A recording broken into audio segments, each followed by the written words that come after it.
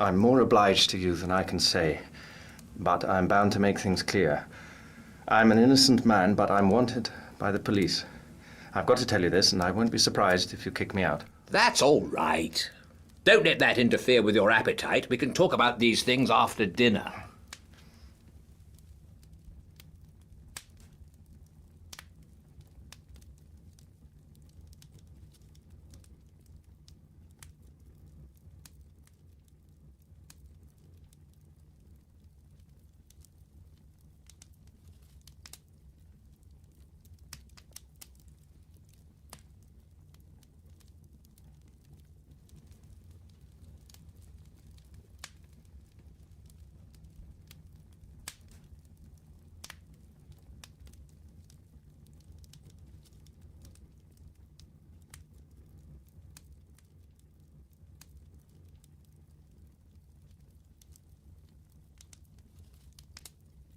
I've obeyed Harry's instructions, and the bribe he offered me was that you would tell me something to wake me up.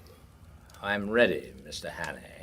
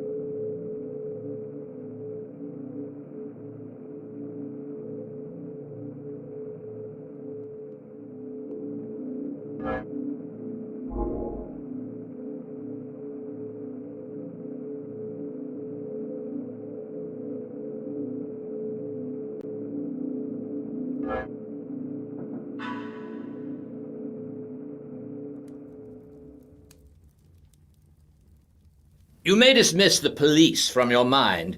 You're in no danger from the law of this land. Great Scott. Have they got the murderer? No. But for the last fortnight, they've dropped you from the list of possibles. Why?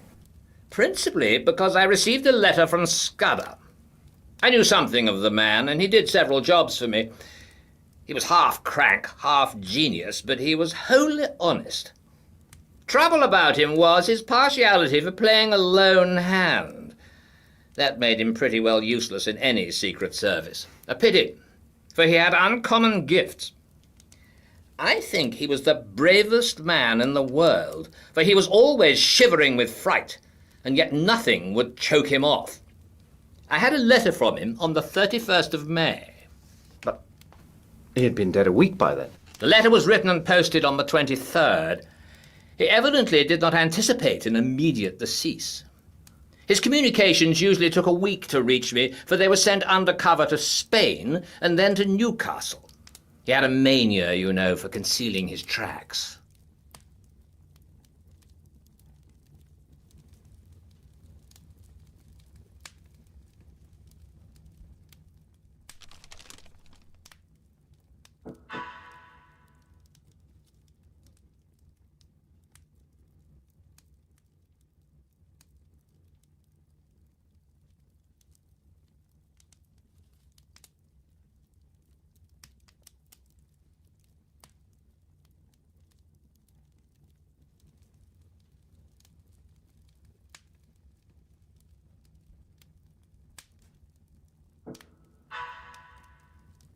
I think his object was to clear you if anything happened.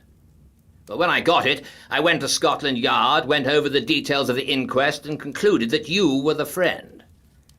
We made inquiries about you, Mr. Hannay, and found you were respectable. I thought I knew the motives for your disappearance, not only the police, the other one, too.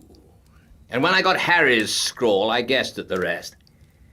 I've been expecting you any time this past week. Thank heavens.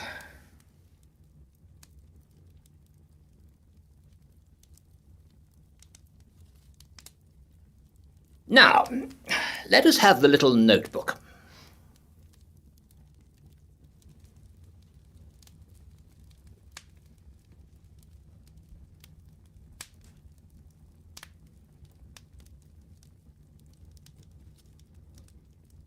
I don't know what to make of it. He's right about one thing. What is going to happen the day after tomorrow? How the devil can it have got known?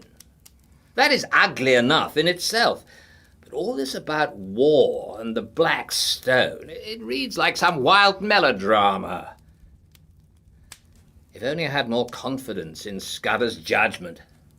Trouble about him was that he was too romantic. He had the artistic temperament and wanted a story to be better than God meant it to be. He had a lot of odd biases, too. Jews, for example, made him see red. Jews and the high finance. The Black Stone. Der schwarze Stein. Yeah, it's like a penny novelette. And all this stuff about Karolides. That is the weak part of the tale, for I happen to know that the virtuous Karolides is likely to outlast us both. There's no state in Europe that wants him gone. Besides, he's just been playing up to Berlin and Vienna and giving my chief some uneasy moments.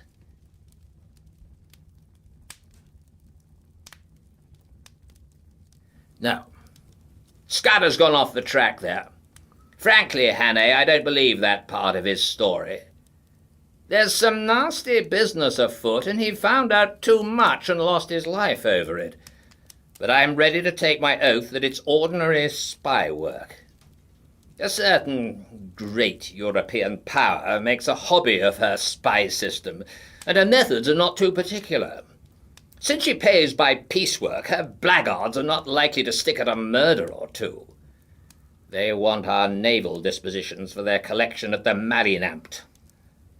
But they'll be pigeonholed. Nothing more.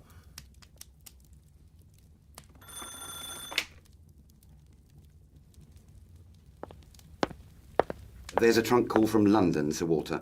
It's Mr. Heath, and he wants to speak to you personally.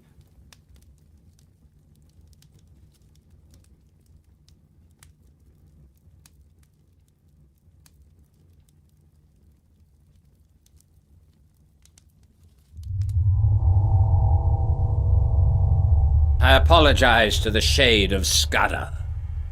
Karolides was shot dead this evening at a few minutes after 7.